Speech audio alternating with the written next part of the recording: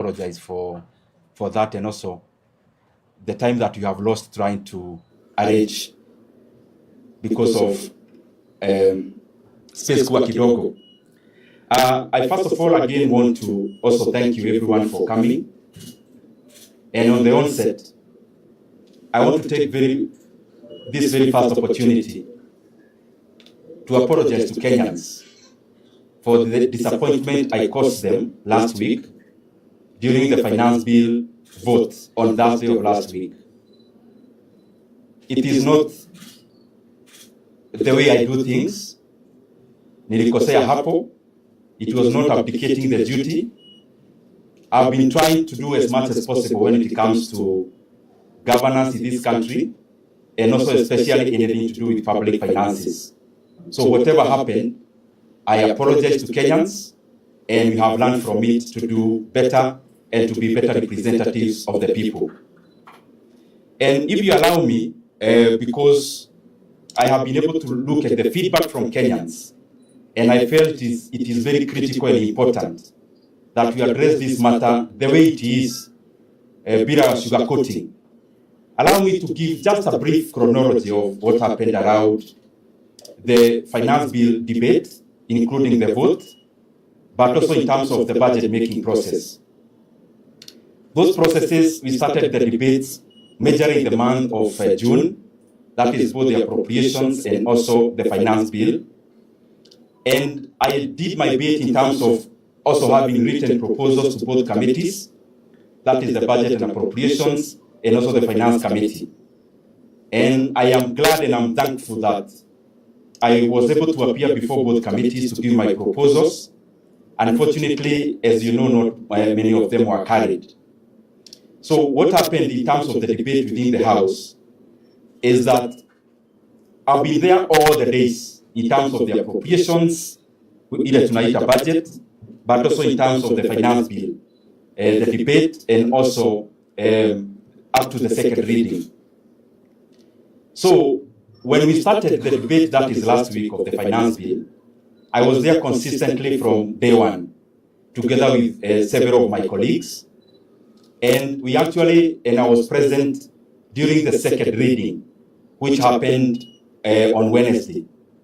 And as you are all aware, even the people who are here, my brothers and sisters, who canvass in Parliament, as you are all aware, even the previous bills, the votes that has been very consequential is the second reading. And I was actually there up to the debate, and also defending the many who are speaking our language, who are looking also bulldozed in Parliament. And I was able to stand up and also defend them. Now, what happened is that after the conclusion of the second reading on Wednesday, the mover was called upon to reply as it happens. And that is when we actually do the vote of this, after this, the debate of the second reading. And as it happened, the Speaker actually then proposed, and we voted by acclamation. Unfortunately, or fortunately, we were not hatukutosheka watu ambao tulikuwa na maoni tofauti. And we saw it wise that we stand up in what is called division. We were 27 of us in the House that day on Wednesday. And as you know, in terms of parliamentary rules, if you are not 30 and above, then you are not called for division. Division is what gives us an opportunity to vote singularly, a person per person, in terms of a single individual vote. So after we were then 27 and the debate was concluded, it was almost obvious where the direction was headed. But I also want to say that I apologize. We could have waited up to the end, even of the third reading, and therefore no amount of explanation, even the one I'm giving, should absolve me of the blame that I ought to have done better, and I wish that I'll be a better representative of the people of Kenya, and especially also through the lesson learned in this whole process. The second thing is that I want to also thank Kenyans, because I have been very outspoken on many of these finance issues, public finance issues. And maybe the more the reason, Kenyans felt more disappointed with myself, because I was the most outspoken in terms of also giving this information to Kenyans in all platforms, including this office, the many press conferences, and also in most of the forums that I go, I have been speaking about these issues, both the ones that are contained in the budget, but also the ones that are contained in the finance bill. But the reason I was starting that statement is to thank Kenyans, because even whatever we do in Parliament and whatever length we go, we are also able to achieve a lot also out here. Because as a member of Parliament, as a leader, I should use all the platforms available for us to have the best idea take over in terms of the running of the affairs of our economy in Kenya. And to single just a few, which I'm very proud of, is that as you remember in the month of December, there was an imminent increment of school fees for our day secondary schools. The principals had already received circulars, but I was able, together with many other Kenyans, to stand up, and that issue was shelved. And I'm very proud about the bravity and also the courage of Kenyans on that issue. As you also know, I've been on this issue of Safaricom sale. And I want to start by saying that I attended the committee that was handling that issue. I actually gave more than 30 proposals on the sale of Safaricom because I wanted Kenyans to receive the best value for money for our assets. As you all know, the issue came to Parliament, and because, as you are aware, without hiding our faces in the sand, about the nature of Parliament as it is, the issue passed. We were actually just a few of us in Parliament debating and giving contrary views on that issue. It passed, and after passing, I am glad that many other Kenyans took up the same points that we have given and went to the judiciary, and the judiciary temporarily halted. But I'm disappointed that even after giving so many glaring areas that we could have corrected, that our judiciary actually gave a group us yesterday on the same. But we had done our bit, and I also thank the other Kenyans who took the same issues that we were raising in the National Assembly to pursue it in the judiciary. Many issues we've been talking about, I also cite about debt. We've been very outspoken about debt because one of the single issues that our country faces is the issue of the national debt. And it will come to bite us soon if we do not rectify our threat, and especially of borrowing. And I am glad that other institutions, including the IMF and the World Bank, have taken up our voices, amplified them, and they are telling the government that we cannot continue to borrow, and especially outside the book, what is called off the book borrowing. And I'm very glad that even in the recent Washington meetings, called spring meetings in Washington, the Bretton Woods institutions amplified the same voice, and the government was put into order that they have to include every borrowing into one book. The same thing we've been speaking, because if we do it now and we don't correct, it will come to hurt us later in the future. However, I also want to face some issues head on some of the feedback that I have received from Kenyans. And I want to start by saying, as you all know, it has been a very bitter pill for me to swallow for the last 1 week. But most of the bitter pills, many times, they also give us reprieve, and they make us learn and become better. And I want to appreciate all Kenyans for all the overwhelming feedback. One of the issues that I saw raised was about previous absence in matters that touches on or matters that are important to our country. And I want to say that, to my recollection, in terms of all the finance bill debates and votes, and I'm not trying to prove anyone wrong, I have been participating in all the debates and votes, including the year 2025, the debate about finance bill. The other issue that has been raised is the issue of impeachment. And I have seen, of course, that being attached to what is currently on the table. And I also want to give my view on that. And I would want to request anyone to tell me whether they have actually ever heard the second deputy president complaining about that impeachment vote. And the reason you don't hear is because, as you all know, and majority of you in front of me have covered other impeachments, including for governors, any vote that requires a two-thirds majority, you do not win it by voting. You win it by denying the two-thirds majority in the House. That is what we have seen all the governors do. If you have 30 MCAs, you make sure they do not turn up, and the agenda collapses. And the reason they do that, and has been happening, is that there is still a huge possibility that a person who actually came to save you will be bought along the way, as it happened even in this particular case. So whatever I have done and tried to do it in all good faith, because there is actually nothing to hide about that, but I thought it is important that I address it at this particular time. As I go to the close, and we'll say a few things in Swahili. Yesterday, I got a call from one of my friends. It's called Councillor Johi. And I have received so many concerns from my friend Abdi, my friend Ajiki, my friend Danstan from Nambale, and many other Kenyans, as I've seen their feedback on the social media. And what Councillor Johi told me is, jana, and I'll put it in Swahili. Hiyo mambo umeitana kesho, hata kama unatuambia mambo ya finance bill, hiyo ni sawa, lakini pia tunataka utueleze mambo yako ya kisiasa. And I have seen that feedback, overwhelming feedback from Kenyans. And I want to appreciate that there are many Kenyans who would want to hear our view on that. And on the same call, before I address the main issue, another person, actually not that one, another person called me. I've been having many conversations with Kenyans. One Kenyan concerned told me, you need to clear some of these things that are being done by, of course, in the political space.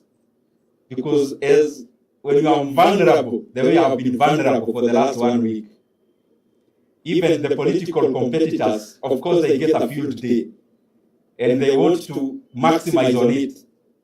So one of them told me, hey, you heard what Junet said? Then I asked him, what did he say? He said something in effect, then I went and checked, maybe you have seen. Then I asked the same person, did you believe Junet? The person told me no. Then I told him that question has been answered, that it is not important for me to respond to such an issue where even Kenyans themselves, they know some of the people raising them, they do not trust them by themselves because of how they have handled other matters before. And therefore, happily, I'll go to the other points without belaboring that one, because it's obvious, and I think you all know that when you are vulnerable, watu watachukua hiyo nafasi pia kukulima kisiasa. And I don't blame them, because makosa ni yangu. The things I've been saying, to put it very plainly, especially matters to do with the economy and the running of the economy. There is no way you can do those things when you are supporting the government. It is obvious. Because if you are doing that, then you just give them your views. So I hope now with clarity is that I keep on giving alternative voices even in public and parliament. Because as Kenyans are very quite aware, we no longer support the government of the day and how it runs the affairs of the economy. But of course, people would want more, like some of the calls I've been having. And there is a person I asked this question. Between the issues that we've been handling that are very weighty, for example, the ones that I have cited, I have been thinking it is also important for us to have people who are soberly looking at such issues that are far-reaching to the welfare of our country, Kenya.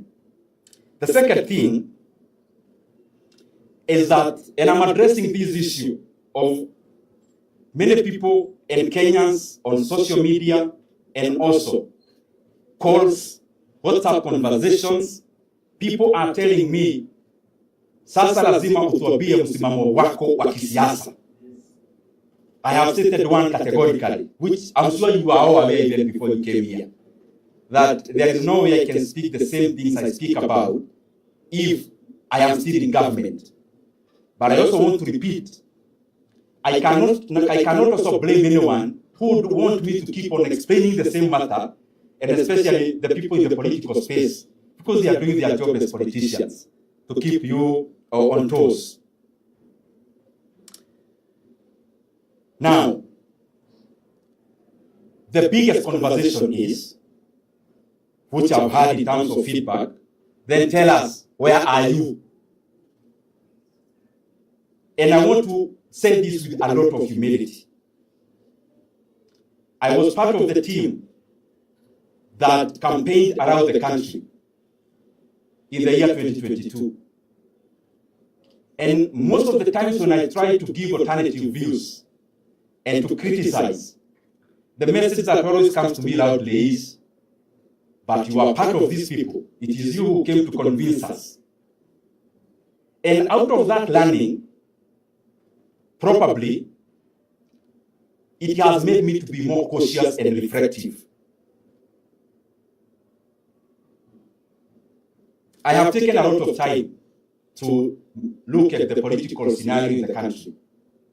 And I'm still taking that time, because I would request and plead with Kenyans to understand my perspective, that the single most important decision that we are going to make as a country is that decision about how do we want our country to proceed. And how we want our country to proceed is bound up together with who are these individuals who will come together and do this job. And that is what the question I've been have to answer most of the time, maybe inconclusively. The reason I am taking time and I have taken time is because for me, this decision is not about my political convenience. It is about what Kenya will become. If I'm to be selfish and inward looking, I live in Kenya. I know what I need to say, and I become a sensation politically immediately. We have been on that path before. If I want to engage in a popularity contest, I know exactly what I need to say even today. But the question I want to ask ourselves as Kenyans, after that, where do we live Kenyans? And I have been working on something for the last many, many months. Something around that question. Objectively, in terms of the kind of Kenya we would want to have. Because it is the kind of Kenya that we would want to have that then would dictate what kind of team do we need to do this job. So I want to plead with Kenyans so that I am not pushed in the situation of the moment as the storm has been ravaging on me. It is too weighty a decision to make, and especially when there is a storm. Not that I don't know what we need to do and who we need to work with, but in terms of the deliverables to the people of Kenya. And I would request, so that I do not get into the same ditch I have been into, where I speak and I'm reminded that I was part of a certain team back then. I request Kenyans to give me 3 to 4 weeks to share my views, specific views, on that issue of political formations and the things that we need to do in terms of our Republic of Kenya going forward. I know that is underwhelming because everyone would want me to call the press and just say one thing or the other. But I am convinced, because I have experience of having been on the same path before, I am convinced with time that Kenyans that are giving us this patience will vindicate us and will be vindicated. That the kind of decision that we must make must be far-reaching in terms of what our country needs and where we need to go, and then we try to see who are these people who would come together to do that job. And in the intervening period, I'll still continue to do my job. Pahali serikali inakosea, nitaendelea kufanya hiyo mambo ya kuongea in good faith, because some of these issues to me are very important than me appearing in a rally. Appearing in a rally is important, that is fine, but I feel there are things that I need also as a leader to be sure of, to put in place, to agree with Kenyans, so that we also can be able to be very elaborate on that matter. As I come to the conclusion, niseme kidogo kwa Kiswahili baadaye.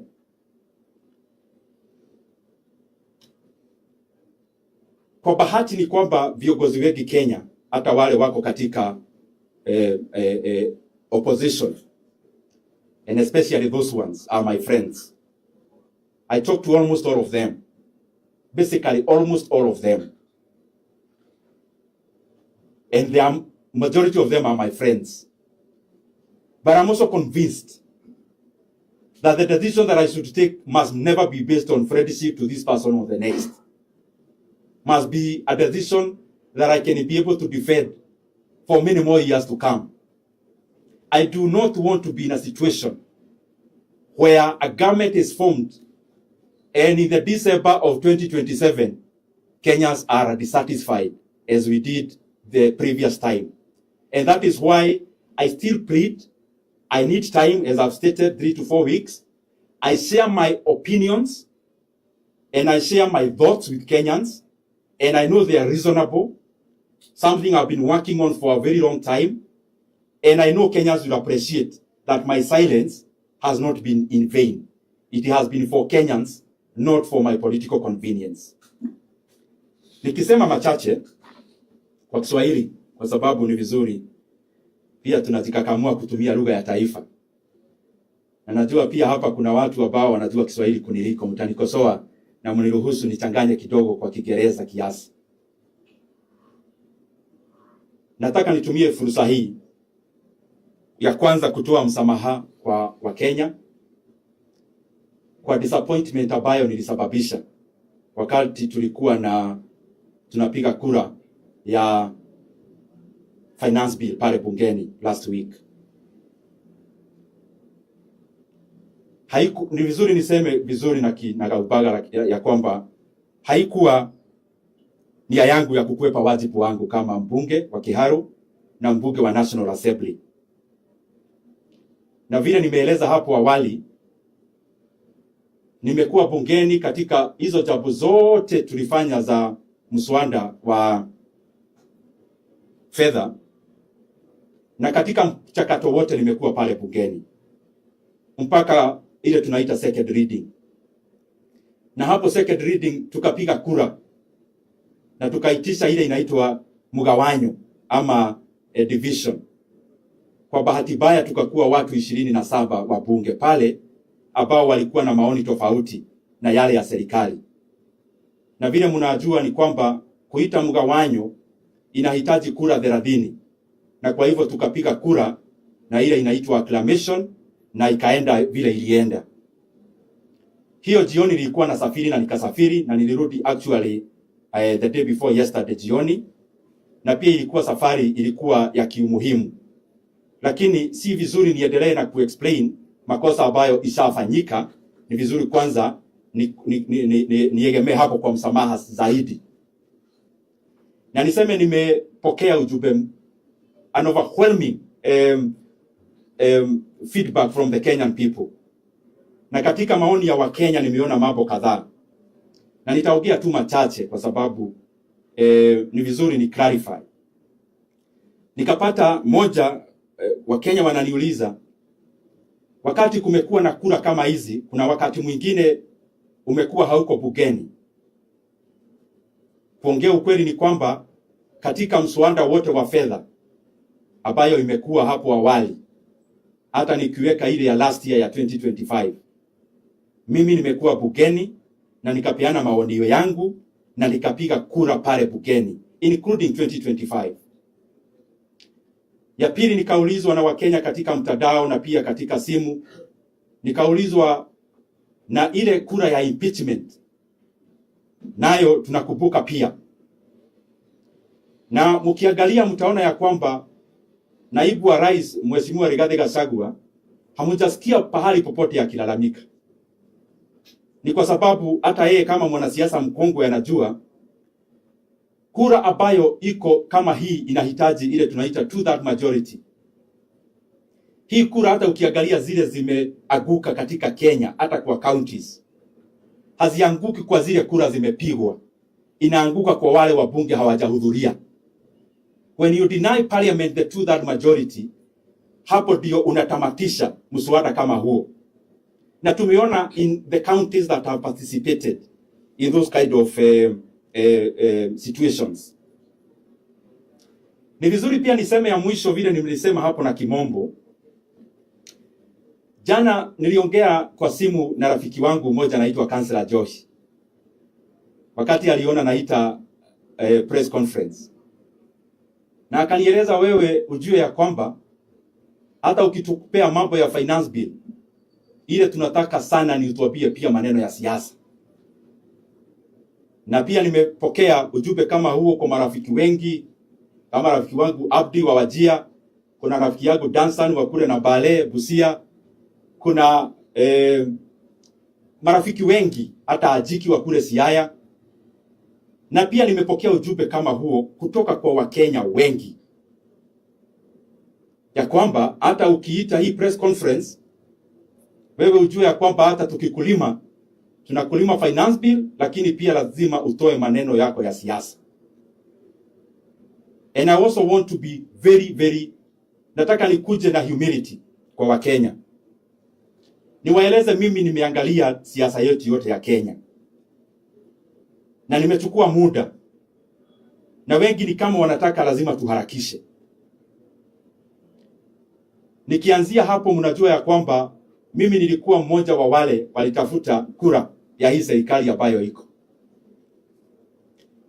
Na kila wakati natoa maoni tofauti. Wakenya wananikumbusha, wewe ulikuwa pati ya hawa watu. Kwa hivyo hata ukiongea wewe bado uko na msamaha ya kuomba. Na mimi nakubali. Na ndio maana naona ni vizuri nikichukua hatua kama hii, lazima ikuwe hatua nimeiangalia kwa njia zote. Na vile mnajua nimekuwa mstari wa mbele kuongea mambo ambayo inadhuru wa Kenya. Hauwezi fanya jambo kama hizo.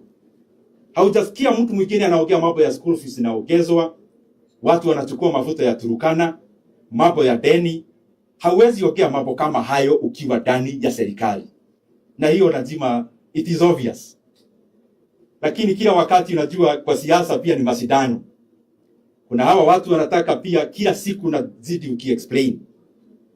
Na hiyo ni haki yao kama wanasiasa, kwa sababu siasa pia ni mabishano na mashindano. Lakini mimi nauliza Wakenya, tafadhali. Hii ndio hatua kubwa zaidi kama mwanasiasa nitachukua. Kujua, yes, hata kama hauko huko, tunaendelea aje huko mbele. Na sio tini jambo sitakuwa nikifikiria. Nimekuwa nikifikiria, na kuna mambo nimekuwa ninafanya kwa miezi ambayo imepita. Na ndio naomba Wakenya, tafadhali. Mimi nitawapea maoni yangu na fikira zangu in the next 3 to 4 weeks. Nikikamilisha ile kazi nimekuwa nikifanya, inaegemea na hiyo mambo ya decide ni timu gani watu wataendelea nayo mbele kisiasa. Kwa sababu ni kazi huwezi fanya peke yako. Na najua hata nikiitana hii mkutano ya leo, pengine kuna Wakenya walitarajia nitakuja niwaambie ni huyu na huyu na yule. Na ni haki yao, kwa sababu nyinyi Wakenya ndio wadosi wangu. Lakini kwa sababu ni pahali nimepitia mimi mwenyewe, ya kwamba miaka hata haijapita 4 nilikuwa pale. Tafadhali mimi naomba subira. The next 3 to 4 weeks, mimi nitoe maoni yangu. Nikishatoa maoni yangu, tuamue sisi wote kama Wakenya, mwelekeo ni mgani. Na mwelekeo ile na maanisha, teams ni gani, watu ni wagani, mtashikana mkono na nani na nani na yule mwingine. So kwangu nikitaka nikuwe na umaarufu zaidi wa kisiasa, mimi najua kile naweza sema saa hii, na umaarufu itaenda juu. Lakini Wakenya wadosi wangu, hiyo ni njia nimepitia hapo awali, na vile nimesema, hii decision ndio decision ambayo ni mzito zaidi kwangu. Na mimi sijui kufanya mambo katika nusu. Mnajua hata mkiangalia katika last campaigns, mimi nikiamua ni njia hii, naingia na miguu na mikono na kichwa na kila kitu, kwa sababu when I am convinced about something, napenda kuifanya na roho moja. Na kwa hivyo mkiona nachukua muda, si kana kwamba kuna any other consideration or fear. Ni vile naona hii ni decision ambayo nafaa kuface wa Kenya nikiwa very very sober. Nimeiangalia kwa njia zote, nieleze wa Kenya njia zile zote nimeangalia. Tukiwa wa Kenya sasa tuamue. Mimi kama Dede Nyoro, wa Kenya wakiwa wadosi wangu, nikiwapea maoni yangu ile mimi najua nitatamatisha kuiweka vizuri kwa wiki 3 ama 4 zinazokuja. Najua hakutakuwa na taswishi hata tukiamua njia tunaenda. And very lastly,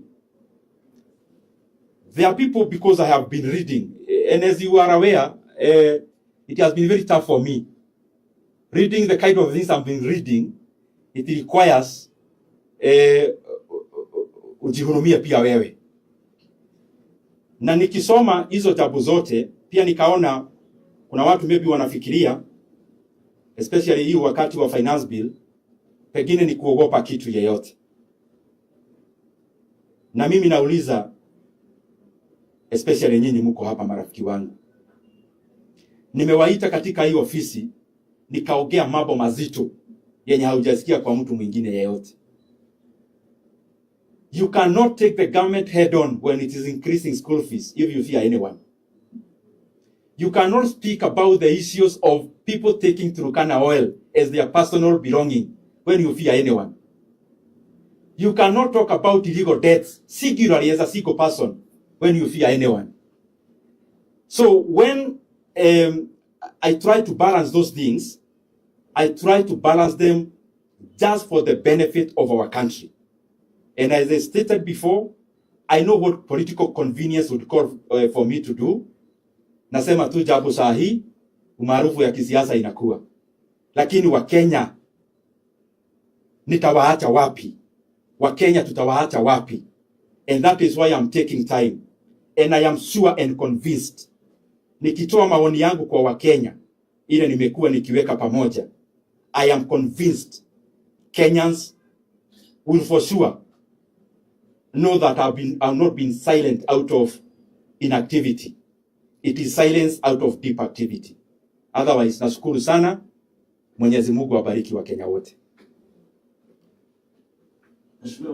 Yes. My name is Alan Wachanda from Kenyans. Too much is given, much is expected. So remember that you are more than 150 stayed away from that particular day. Yes. But Yes. You were singled out. It means maybe the trust is bestowed on you. Yes. And most of them were saying that maybe you are a mole. Yes. That's why you stay away during a crucial time. Yes. Could you maybe just clarify and precisely, maybe just tell them that I'm not a mole. Yeah, okay. I act independently. Thank you very much, my brother, for that's a very good question, because nimeipata pia kwa watu wengi. Na ameuliza a very direct question. To paraphrase it, could you be a double agent? Ile pengine unafanya kazi na wale na unafanya kazi na wale. Kwa bahati mzuri ni kwamba kama wewe unafanya kazi KTN, the people can only accuse you for working for NTV within KTN if you work for KTN. Now me, I've been handling my issues alone. Even if I talk to so many other friends, you have seen me alone. So there is no way I can be working for these other ones, maybe to do harm to these other ones, and I'm not anywhere. And precisely the reason I'm saying that mimi nitapeana maoni kwa Wakenya is because, as you all know, I've been handling my issues alone, singularly. And ile swali umeuliza, ati could you be working na wale watu wengine kwenye nimeeleza tulitoka. Let me ask you a very simple question, because inaweza kuwa ni sisi hatuelewi siasa vizuri. So mtaenda mkae chini na mtu akwambie wewe enda useme nimeiba mafuta ya Turukana, lakini wewe ni mtu yangu. Wewe enda useme tunakopa pesa illegally. Wewe enda useme tunataka kuongeza school fees. Enda useme tunataka kuuza Safaricom kwa bei duni na tunaiba pesa pia hapo. I do not practically know how that would work. And the people I've dealt with and the people of Kiharu know, because maybe I've related more closely to the people of Kiharu, having been member of parliament for Kiharu more. They know, I mean, what you see is what you see. You've covered me many times. Whatever you see I've written here, there is nothing hidden behind it. What I am saying, for example, today, and I know Kenyans will appreciate, when I come maybe 3 to 4 weeks, na nipeane maoni yangu, na nipeane ile kitu nimekuwa nikifanya, Wakenya wataona ya kwamba nimekuwa nikiwafanyia haki. So I think that there is clarity, that it is clear, I mean it's obvious, that I left government. It's obvious.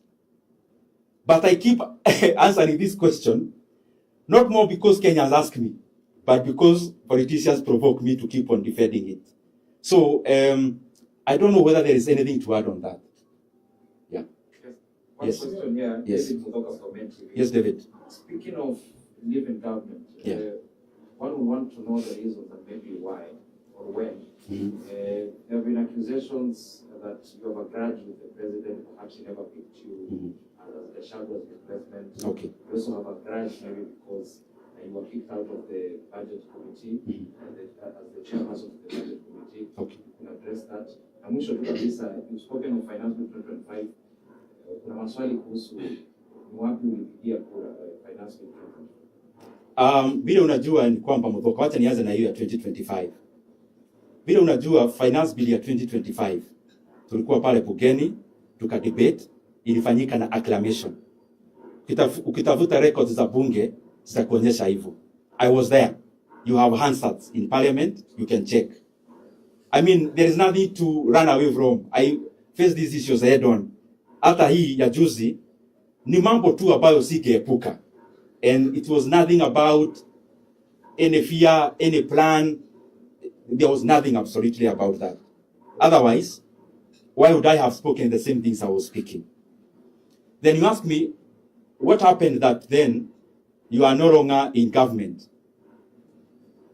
The whole issue, as you are all aware, started during the impeachment. It was not an event. It was a process. I did not participate. And I actually I went to the people who are promoting it.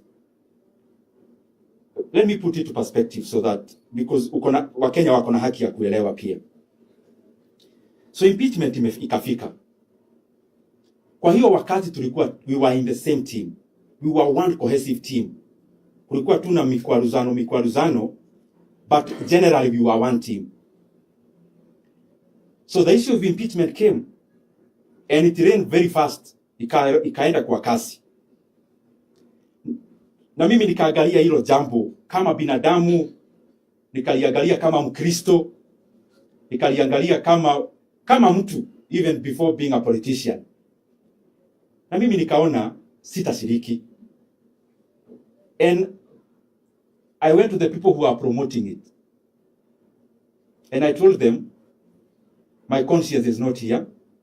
Na mimi sitashiriki katika hii impeachment. Na nikawaambia that whatever cost that I need to pay, I will not blame anyone. And maybe that is the reason why, even when I was kicked out of the budget chairmanship, I called you guys in my office. You all expected me to go berserk. But I didn't blame anyone, because it was primarily out of the decision I took then. So imekuwa hivyo. It was not an event that then it reached a time tukasema nyinyi edeni na nyinyi mubaki. It is gradual gravitation up to where we are. Just like it happened to all the people that we were in the same team. Yes. My name is Paul Kiroti from TV47. Yeah. Now that you've stated that the people cases, Yes. and some people are asking, are you a fed seat and you're now waiting? Which side are you going to support? That's a fair question. I've also had it. Ati unakaa ukipima upande gani? Sasa unapima upande gani na nimesema upande siko. So you know, when you are walking a tightrope, you can either fall, this side is bad, this side is bad. So I've already clarified, even through my actions, not even now, even previously. There are two divides in Kenya. There is the government, there is the other side of opposition. I've clarified the side I am not, and you know for sure I am not in government. I don't think even that is news to anyone. However, I have participated in a very deep manner in creating a government. And I still pay for that. Even now, when I post even things, unajua kuna vitu naongea za Wakenya mpaka mata inaisha. Then I see afraid of person reminding me there. Wewe si wewe mlikuja rally hapa kwetu. Then ikiongea ingine, wewe si ulikuwa chairman. So because it's a destination I've been into, I know for sure one thing. Winning an election is one thing. Governing a country that benefits everyone is another. And I have decided to take all the adjectives at this particular time. Lakini nikieleza Wakenya kile kitu nimekuwa nikikifanya, najua wataona I try my best to be patriotic. Yes. I'm Stella from Citizen TV. Yes. Now this is a coincidence. We've announced 3 to 4 weeks. The second deputy president requested for 45 days. It has lapsed. 5 days are over. I think 4 days, 40 days remaining. So are you coming up with the same announcement? No, that's far-fetched. I mean, I'm communicating about myself, and I didn't consult any other leader when I'm doing this, because I think I've been carrying this weight of the issues generally alone. And there is something my brother asked here, that 180 people never turned up in parliament. Lakini kwa bahati nzuri ama baya nimewabebea mzigo. Na hiyo inanionyesha ya kwamba lazima nikuwe mtu very careful in far-reaching decision making. Ya kwamba watu wanategemea nisiongee tu kwa niaba ya kuongea. Niongee nikijua matamshi na yatoa. I do not need to remember them because they'll be straightforward even saying them in the future. And the more the reason I've been taking time, very far-reaching things that I've been doing and crafting. And I know, as I keep repeating, I've repeated more than 10 times.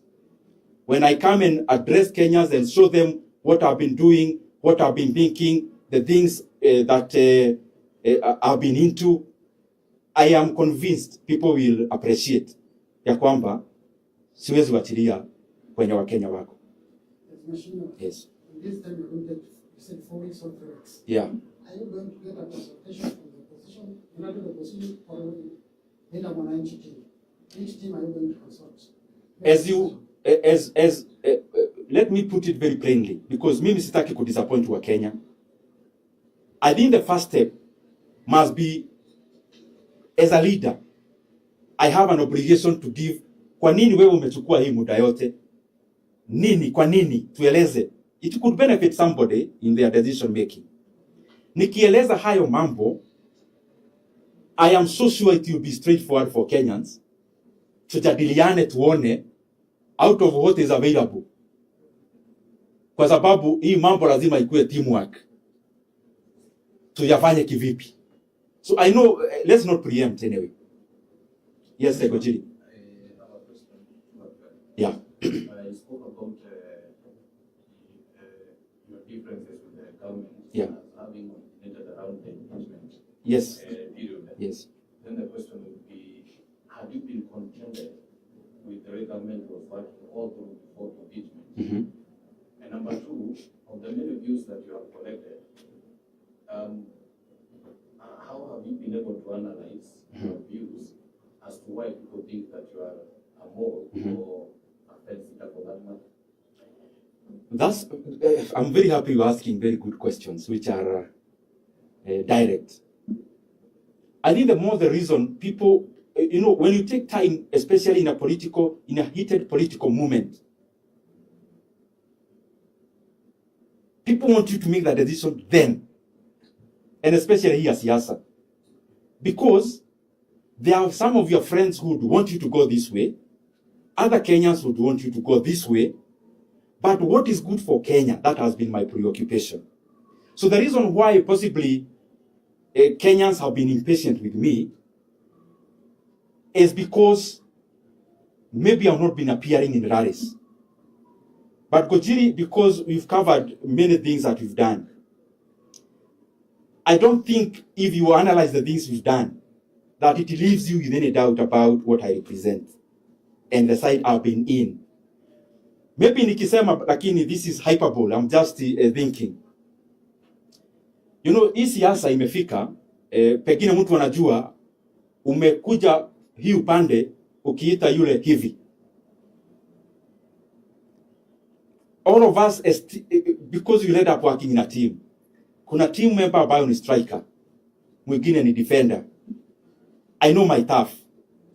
My tough in terms of, kama ni jaze na pewa ya kisiasa, kuna vitu zitafanywa na rafiki yangu, yenye hata nikijaribu kufanya mtaona I am off. That is not me. So, maybe it's because people would expect me to be in very high octane politics now, but humbly, I think there is still something I need to complete to do. Not personal being, related to this, purely about Kenyans. Yes. There was a question before that. Yeah, If the issues, about government. You see, Gojiri, what happens is this. When you are in a team, you work for currently Media Max. You go for editorial meetings. And you say, oh, carry this story. The editor says, no, we carry this one. You give your views there, inside that room. So you can't come out here and say, I work for Kameme, and I went to the meeting, they declined to take my views. Back then, when we were one team in government, we could give our views internally, including of the toxic finance bill of the unfortunate finance bill of the 2024. We could give our views internally. Now, on this side, I was chairman of budget. We could meet, I give my views even about finance bill. How decent would it appear then to then come out and purport to be better than everyone and give the same different views that I gave inside, outside? Right now, I am nowhere, so to say. Because, as I've told you, for sure I left government. But on the other side, I've not crystallized. How do we move forward as a country? To be very honest. And that is why I've been taking time and working on what I've talked about. So, I am just hoping I have answered you. So, if for example, the impeachment did come about. Yes. And assuming that there were issues that you raised and possibly they were not addressed in the manner that you have wished. Yes. Would you have foreseen yourself in a situation where you would have opted out of the government? Possibly. I can't rule that out. But also, I don't know whether some of those views would have been taken. So I don't know. It's not something I am able to predict. Yeah. Bishop, Yes. It's only I and you have many followers online. Yes. So many questions are online. Yes. Uliza. And I know you are not doing the politics. Yes. In terms of finance bill, you did not vote. Yes. People are asking, were you paid? Because one of the tactics of the government uses, yes. whereby it pays for trip for some MPs who will not vote. And you know that trick, eh? I know it. So let me answer you that. Clear. Let me clarify this very singularly. Ever since I became member of parliament in 2022, my second term, I have never traveled out of the country paid for by parliament. Not even one trip. So whatever I do, even when I go to look for things that would assist the people, I do it from my pocket. And I'll challenge you, go to the clerk of the National Assembly. Possibly I'm the only MP who have never traveled outside the country on the bill of parliament since 2022. So the question you asked is, could you maybe have been compromised? How would you compromise somebody who actually brought out all the bad things about the bill? How would that work? That I come and expose all the bad things? I think that is when you actually need to be, for that to happen. I mean, what you've asked. So for clarity, also, it's only that many times I've not been appearing on shows to answer some of these questions. I would challenge all of you, even when you get our party leader then, even from the time he was deputy president, whether he has ever given Nyoro assent and he picked. So, I mean, we don't keep on talking about these things because it will seem like yourself trying to make yourself better than everyone. But the point of the matter is, there are things that cannot make me sleep at night. And especially if I betray people by personally benefiting from that. Yes. Yes, Leto. Na wewe Leto, chairman, ulituangusha kuna wakati mwingine wa men's conference. Ulituangusha sana. Vile wewe kwanza unafaa ukuje hapa kwanza ueleze watu. Maybe then I should ask for in the next 3 to 4 weeks, like you say. Yes. Do you have a political party, or are you using the 3 weeks to shop for a political party? No. I mean, you've asked that question. Am I, in those 3 weeks, am I coming up with my vehicle, blah, blah, blah? No. Yeah. No, I think I have answered that so conclusively. Yeah. Anyone with any other question, ask. Even the ones that are online, you can read because I cannot see them where I am. Yes, bro. My name is Omar. Yeah. From West TV. I just want to go back on you being kicked out of the budget committee. You had your colleagues imagined, and you used to use that seat to allocate yourself more resources than any other part. Okay. Do you regret maybe losing that seat? Let me tell you, I don't think I'm the right person to mark my exam. But I think I've been also more helpful to Kenyans when I'm out here than when I was then back in there.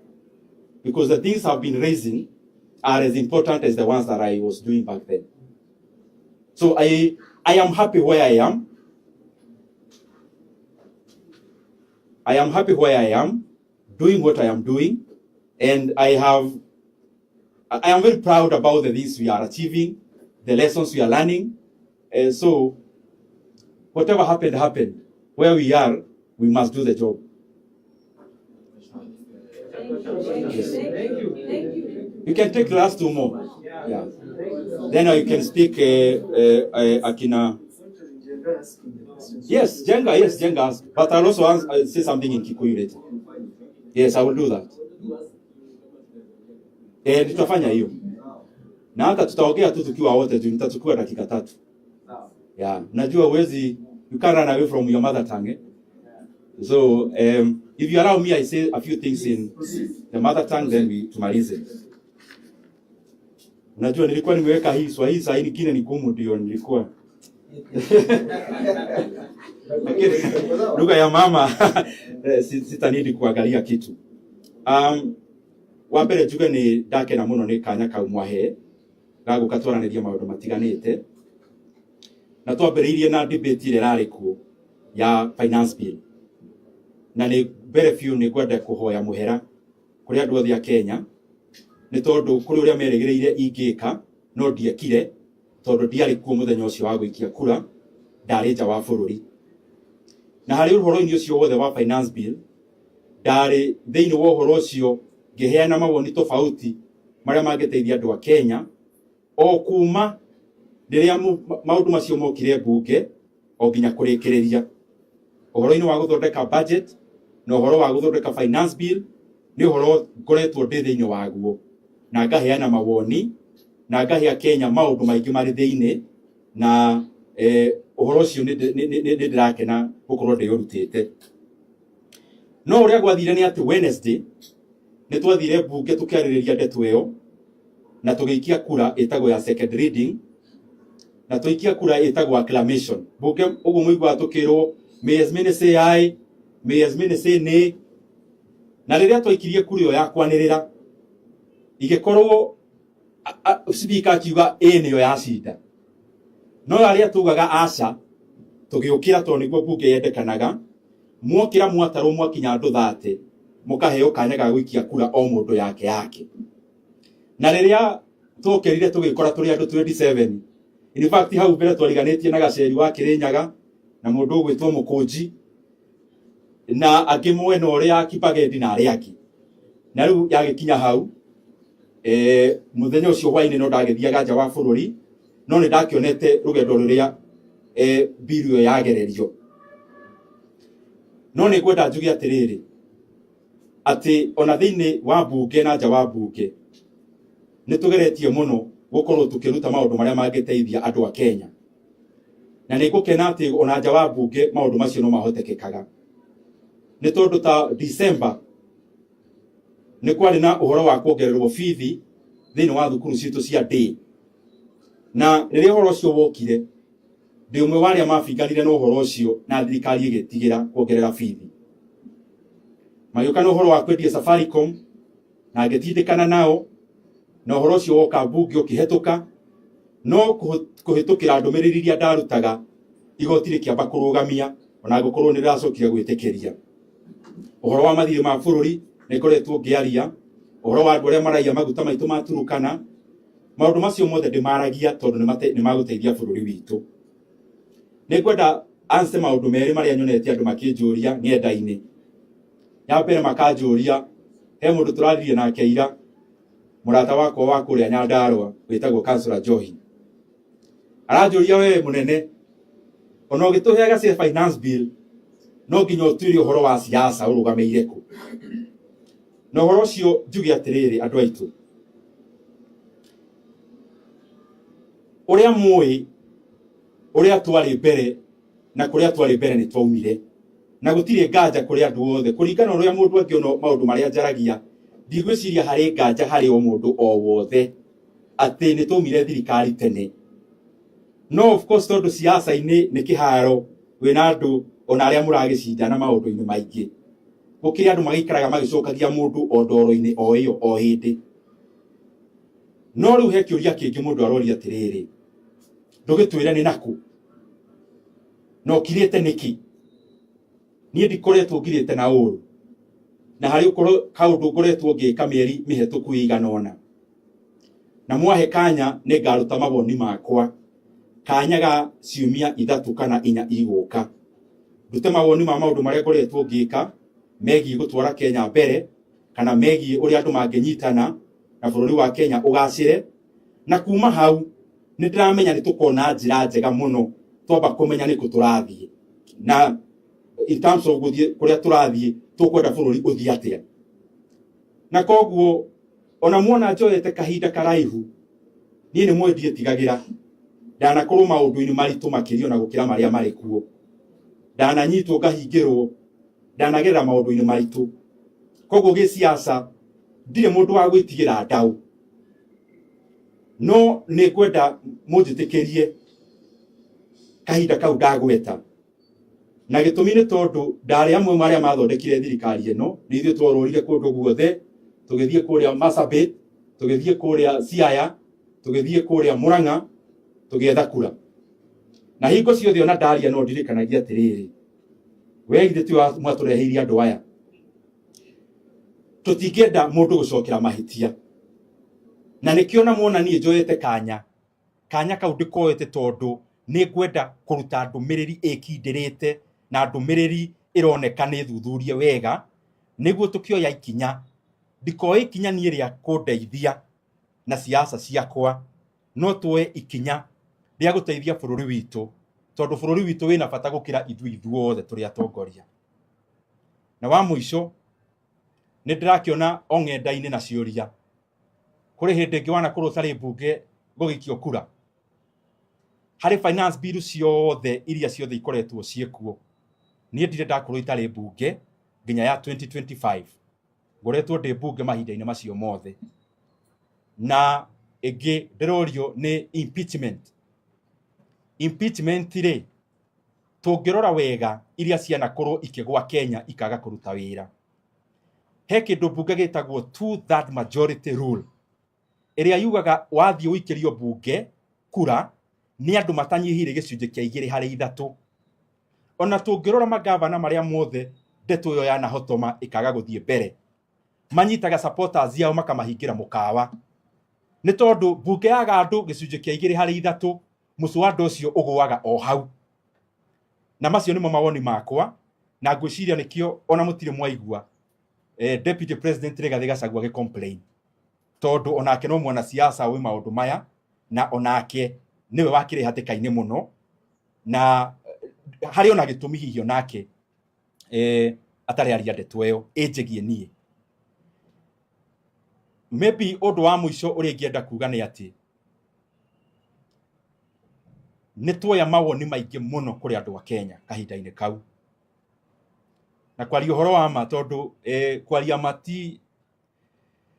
ma nĩ njega, no ũkona mũngĩndora nĩ ndaregeria mũcibi kiumia kĩu kĩmwe, tondũ makũmbĩ mararĩ maingĩ mũno mũno mũno, no makũmbĩ macio nĩ mandehera information nyingĩ, na ndahota ona niĩ gwĩkindĩra ta mũndũ na ndĩ ta mũtongoria ũhoro wa gũtua matua, na ndekindĩra atĩ yes kwari andũ 180 maikirie kura, no nĩ ndĩrokire ndĩrakua mũrigo ũcio na ndira complain,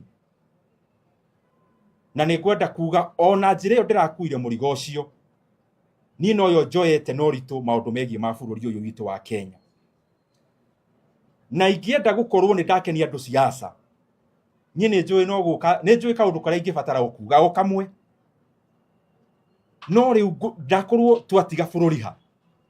Yes nĩ tuga kũrĩa gũtirĩ nganja nĩ twaumire tene, no nginya tũmenye ona tũgĩthiaga mbere rĩ, nĩ mbere ĩrĩkũ bũrũri ũrathiĩ.